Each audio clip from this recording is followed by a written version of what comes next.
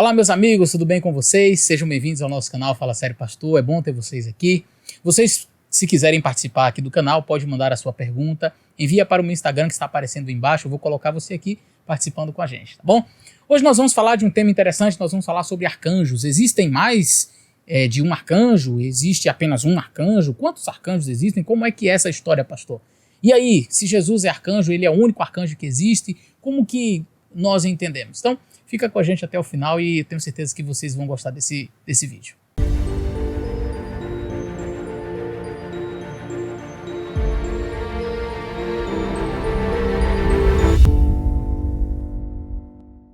Bom dia, pastor.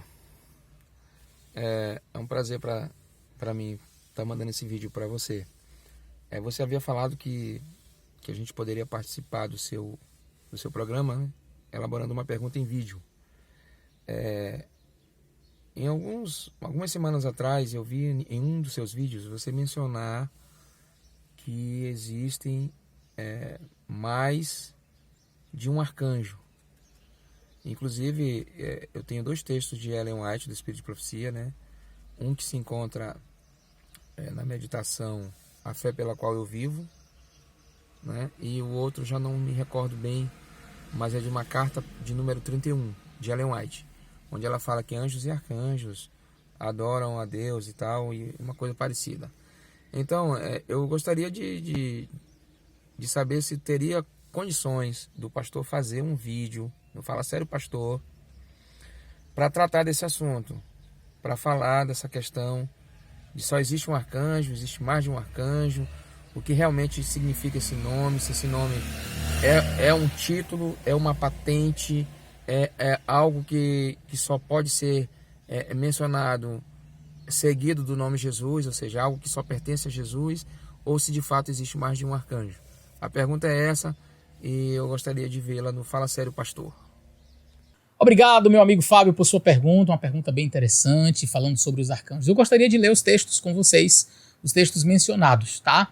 O primeiro texto é esse que está aparecendo aí na tela, encontra-se na Carta 31 de 1892, também nas Meditações Matinais Filhos e Filhas de Deus de 1956, e diz o seguinte: anjos e arcanjos se maravilham em face desse grande plano de redenção.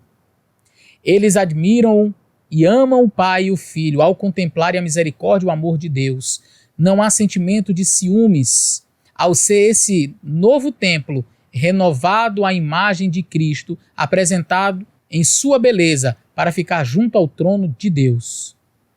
O outro texto é este: escutai as suas vozes ao cantarem exaltados hosanas, agitando as palmas de vitória, música melodiosa reboa pelo céu, ao entoarem a melodia destas palavras: digno é o Cordeiro que foi morto, ressurgiu para sempre. Ao nosso Deus que se assenta no trono e ao Cordeiro pertence a salvação. Apocalipse 7, verso 10. E o exército angelical, anjos e arcanjos, querubins cobridores e serafins gloriosos, recoam o coro daquele cântico de alegria e triunfo, dizendo: amém, louvor e glória e sabedoria e ações de graças e honra e poder e força ao nosso Deus para todo sempre. Apocalipse 7, verso 12, é a carta 71 de 1878, encontra-se também nas Meditações Matinais nos Lugares Celestiais de 1968, na página 371, e também nas Meditações Matinais Maranata, O Senhor Logo Vem, de 1977, na página 327. Esses textos deixam muito claro para nós que sim, existem anjos e arcanjos, e isso não traz nenhuma dificuldade na nossa crença de Jesus como um arcanjo, de Jesus. E aí alguns já imaginam assim: então os adventistas estão dizendo que Jesus é uma criatura. Absolutamente não. Veja, dizer que Jesus é o Filho do Homem ou que Jesus era um ser humano torna Jesus uma criatura? E você vai dizer: não, ele encarnou. Jesus, ele veio, viveu entre nós como um de nós, seres humanos, e isso não diminui nem um pouquinho assim da sua divindade. E nós falamos, ele era um entre nós, um dos homens. Existe só um homem? Não. Mas Jesus não era homem? Sim, ele era 100% homem, 100% Deus. Então, Jesus, ele viveu entre nós como homem. Como homem. E isso não diminui a figura de Jesus. Da mesma sorte, nós percebemos a atuação de Cristo lá no céu como um entre os anjos. E uma coisa que eu queria chamar a sua atenção, que eu acho muito interessante, algumas pessoas elas imaginam que as funções na divindade elas só passam a acontecer quando o ser humano peca. Isso parece não ser verdade. Alguns pensam assim, Jesus é mediador, mas ele só se torna mediador, ou ele só se torna...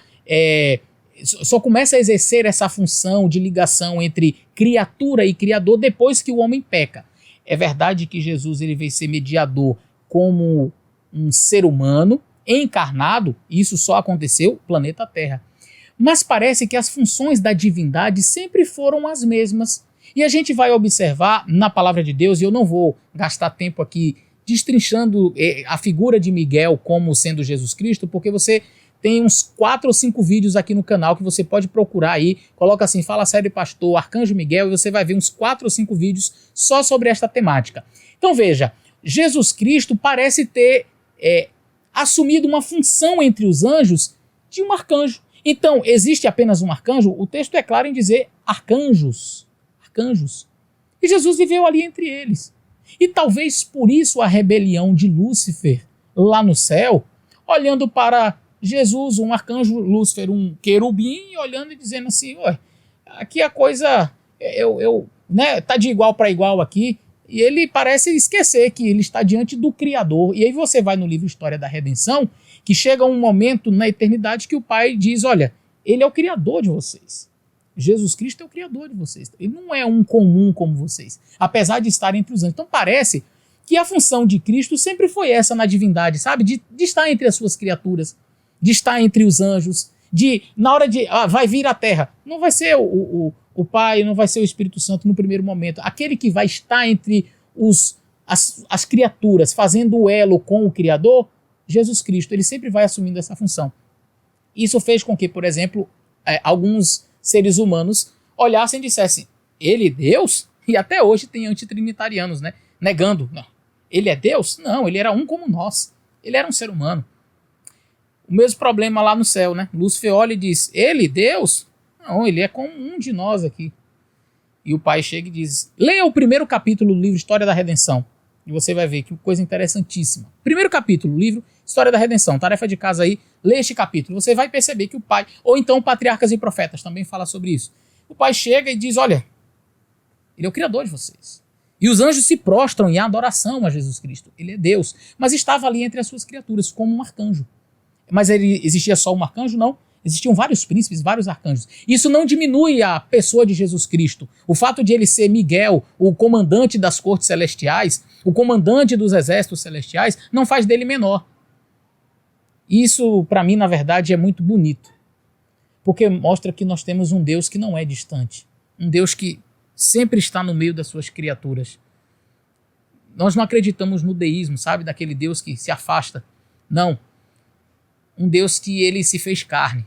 Um Deus que estava entre os anjos, sabe? Um Deus que sempre se faz presente, sempre está ali com as suas criaturas. Esse é o nosso Deus.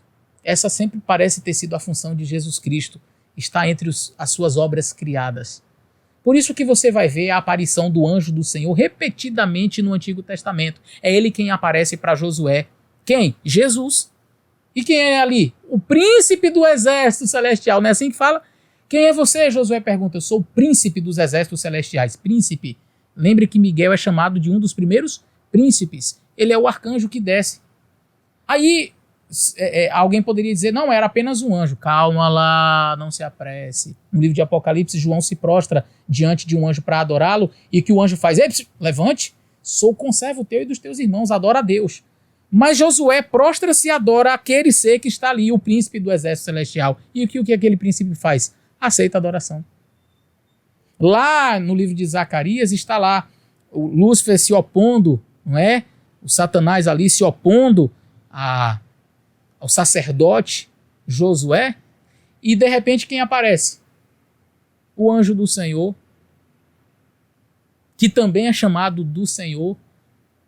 E aí este próprio anjo do Senhor, que é chamado de Senhor, né? O tetragrama aparece indicando que o nome dele era Adonai, o Senhor, né? Jeová, como alguns preferem, e ele disse que o Senhor te repreenda. Quer dizer, ele mesmo poderia dizer eu te repreendo. Alguns usam isso para dizer que Judas lá não era Jesus, porque ele teria que dizer eu mesmo te repreendo. Mas lá em Zacarias ele também poderia ter dito eu te repreendo. E aí diz assim, e Jeová disse que Jeová te repreenda. Olha só. E Adonai, que é o tetragrama, disse que Adonai te repreenda, que o tetragrama, o nome do tetragrama ali, te repreenda. Então, a gente vê até as similaridades entre as passagens. Isso mostra que sim, Jesus Cristo é um dos primeiros príncipes, ele é ali o arcanjo Miguel, ele é Deus, ele é poderoso. É para assumir a forma humana? Eu assumo. É para estar entre os anjos? Eu estou entre eles. É para estar entre as criaturas? Eu vou lá estar entre eles. Sempre como um elo, sempre dizendo assim, eu sou o Deus próximo, eu sou o Deus perto. Eu sou o Deus que está ali junto com você. Eu não sou um Deus distante. Eu sou o Deus que está aqui do seu lado. Uma pena que Lúcifer não entendeu isso. E é uma pena que muitos até hoje ainda não entenderam isso. Que Deus abençoe vocês. Até o nosso próximo vídeo.